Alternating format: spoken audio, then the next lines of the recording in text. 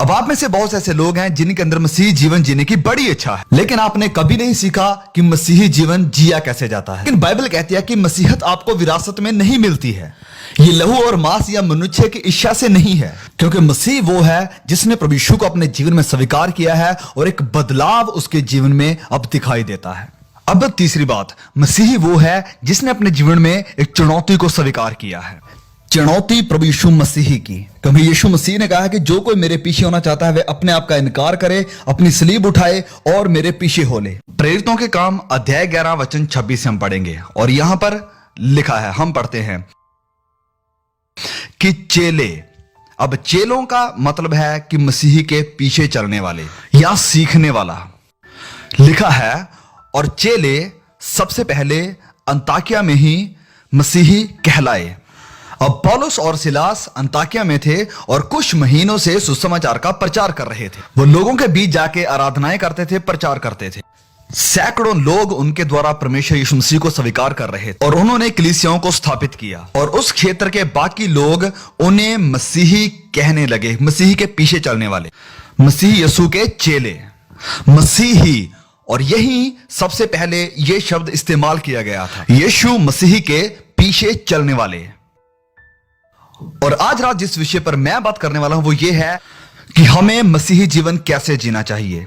हमें मसीही जीवन कैसे जीना चाहिए। कुछ साल पहले मैंने एक लड़की के बारे में सुना था जिसके दिल में यह बड़ी इच्छा थी कि वह म्यूजिक को बजाना सीखे और उसके अंदर संगीत की योग्यता थी।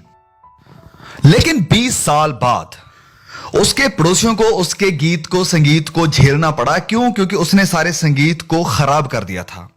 अब असल में हुआ क्या था, उसने अपनी 5 उंगलों से अभ्यास करके कभी भी संघर्ष नहीं किया और ना म्यूजिक सीख पाई। उसने संगीत सीखने को नजरअंदाज कर दिया था। अब आप में से बहुत से ऐसे लोग हैं जिनके अंदर मसीही जीवन जीने की बड़ी इच्छा है।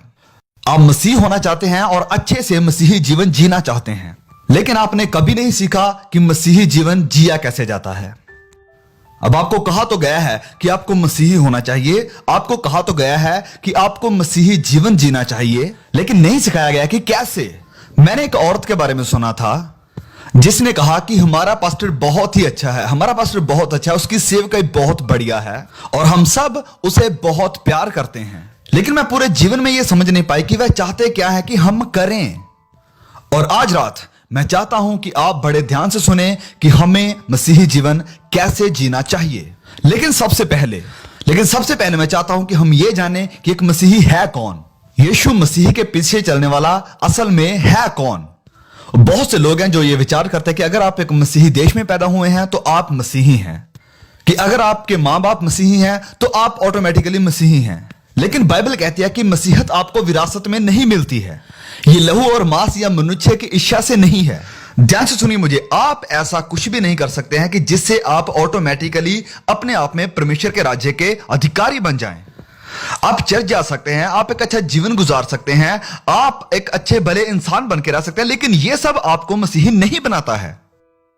आपके अंदर मसीही जीवन के सारे चरित्र हो सकते हैं, लेकिन यह भी आपको मसीही नहीं बनाता है। अमेरिका के अंदर बहुत से लोग हैं जो अपने आप को मसीही कहते हैं, लेकिन अगर उन्हें बाइबल के आधार से देखा जाए तो वह मसीही बिल्कुल भी नहीं है।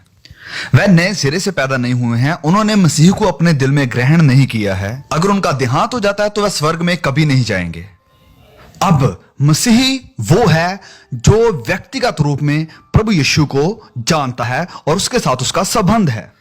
मसीही वो है जिसने फैसला किया है मसीह को अपने जीवन में लेने का और उसके पीछे चलने का, चाहे कुछ भी हो।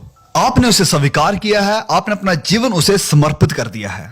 अब सबसे पहली बात कि मसीह वो है जिसने चुनाव किया है, फैसला किया है। आपने फैसला किया है जीवित खुदा को अपने जीवन में लेने का। आपने मसीह यीशु को अपने जीवन में स्वीकार किया है और ये पहला कदम है मसीही में आने का। क्या आपके साथ ऐसा हुआ है? क्या आपके जीवन में कभी ऐसा समय आया है जब आपने पश्चाताप किया है, जब आपने ये माना है कि आप गुनहगार हैं, जब आपने कहा है कि खुदा मैं अपने गुनाहों से मुड़ने के लिए तैयार हूं, और फिर विश्वास के साथ आपने प्रभु यीशु को अपने जीवन में उद्धारकर्ता स्वीकार किया? और ये है स्टार्टिंग पॉइंट। बहुत से लोग हैं जो मसीही जीवन जीने की कोशिश कर रहे हैं, लेकिन मसीह उनके दिल में नहीं है, क्योंकि मसीह वो है जिसके अंदर प्रभु यीशु मसीह वास करते हैं। जिस वक्त आप प्रभु यीशु मसीह को स्वीकार करते हैं उस समय आपको पवित्र आत्मा मिलता है जो आपको एक नया स्वभाव देता है, नया जीवन देता है, और फिर आपको मिलती है ताकत मसीही जीवन जीने के लिए। अब कोई भी मसीही जीवन नहीं जी सकता है जब तक वह क्रूस के पास नहीं आया है और प्रभु यीशु को स्वीकार नहीं किया है। मसीही सलीब पर हमारे लिए बलिदान हुआ, उसने अपना लहू हमारी खातिर दिया, और अब आपको आना है और उस लहू को यीशु मसीह को स्वीकार करना अपने जीवन में, और अपनी इच्छा से कहना है कि हाँ, मैं अपनी इच्छा से यीशु मसीह को स्वीकार करूंगा, मैं अपना जीवन यीशु मसीह को दूंगा। और फिर इसके बाद कुछ और होना आपके जीवन में बहुत जरूरी है, और वो दूसरी बात है कि आपके जीवन में बदलाव आ जाएगा। बाइबल बताती है कि पुरानी बातें जाती रही, देखो सब नई हो गई हैं। एक बदलाव आपके जीवन में आना बहुत जरूरी है। आपके व्यवहार में बदलाव, परमेश्वर के प्रति आपके व्यवहार में बदलाव। सबसे ज्यादा आप परमेश्वर से प्यार करेंगे, पहला स्थान आप परमेश्वर को देंगे अपने जिंदगी के फैसलों में और चुनाव में। अपने प्रति आपके व्यवहार में बदलाव आना चाहिए। आपके जीवन में सबसे पहले स्वार्थ खत्म होगा, आप अब स्वार्थी नहीं रहेंगे। अब आप कुछ भी नहीं करेंगे सिर्फ अपने आप को खुश करने के लिए और अपने मतलब के लिए। अपने पड़ोसी के प्रति आपके व्यवहार में बदलाव आना चाहिए। अपने पड़ोसी को अपने सम्मान प्यार करना होगा, और इसलिए आपके जीवन में बदलाव होना बहुत जरूरी है। पुरानी बातें जाती रही, देखो सब नई हो गई हैं। और अगर आपके जीवन में बदलाव का कोई निशान नहीं है तो अच्छा होगा कि आप अपने जीवन को परखें कि क्या आप सच में मसीह है या नहीं। अगर आपका जीवन नहीं बदला है, अगर आपके जीवन से वो फल उत्पन्न नहीं हो रहे हैं जो आपके जीवन में होने चाहिए थे पवित्र आत्मा मिलने से, तो भला होगा कि आप विचार करें कि आपने सच में मसीह को पाया है या नहीं, क्योंकि खुदा की संतान के अंदर बदलाव बहुत जरूरी है। प्रभु यीशु ने कहा कि उनके फलों से तुम उन्हें जान लोगे। उनके फलों से, ये फल क्या हैं? और पवित्र आत्मा के फल ये हैं, प्रेम, शांति, आनंद और ये सब। क्या आप मसीही जीवन जी रहे हैं?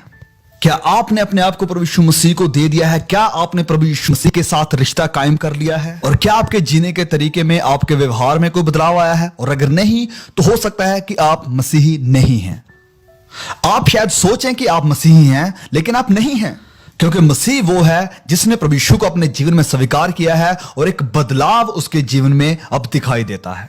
अब तीसरी बात, मसीही वो है जिसने अपने जीवन में एक चुनौती को स्वीकार किया है। चुनौती प्रभु यीशु मसीह की, क्योंकि यीशु मसीह ने कहा कि जो कोई मेरे पीछे होना चाहता है वह अपने आप का इनकार करे, अपनी सलीब उठाए और मेरे पीछे हो ले। प्रभु यीशु कहते हैं कि अगर आप मेरी चुनौती स्वीकार करने और मेरे लिए जीने के लिए तैयार नहीं हैं तो आप मेरे चेले नहीं हो सकते हैं। जब कभी भी भीड़ यीशु के आसपास इकट्ठी होती थी और भीड़ बहुत बड़ी हो जाती थी तो प्रभु यीशु कहते थे, एक मिनट रुकिए। वो कहते कि अगर आप मेरे पीछे होना चाहते तो आपको अपने आप का इनकार करना होगा, और एक ग्रुप छोड़ के चला जाता। और अगर फिर भी भीड़ ज्यादा होती तो वो फिर कहते कि अगर आप मेरे पीछे होना चाहते हैं तो अपनी क्रूस को उठाओ और हर रोज मेरे पीछे हो। और बचे हुए लोग ये सुन के भाग जाते थे, क्योंकि वह सलीब उठाने के लिए तैयार नहीं थे, वो फांसी के फंदे को चूमने के लिए तैयार नहीं थे। और प्रभु यीशु कहते थे कि अगर आपको मेरे पीछे चलना है तो आपको इस सलीब को उठाना होगा, फांसी के फंदे को अपने गले में लेकर चलना होगा, एक कफन सर पे बांध के चलना होगा। और बहुत लोग ये सब करने के लिए तैयार नहीं हैं। बहुत से लोग सुसमाचार के लिए खड़े होने के लिए तैयार नहीं हैं।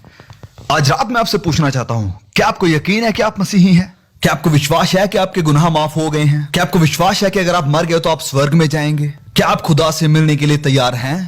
सारी बातों का निचोड़ मैं आपसे फिर पूछना चाहता हूं कि क्या आप मसीही हैं? क्या इसका आपको पक्का विश्वास है? देर मत करिए, आज रात अपना जीवन प्रभु यीशु मसीह को दें।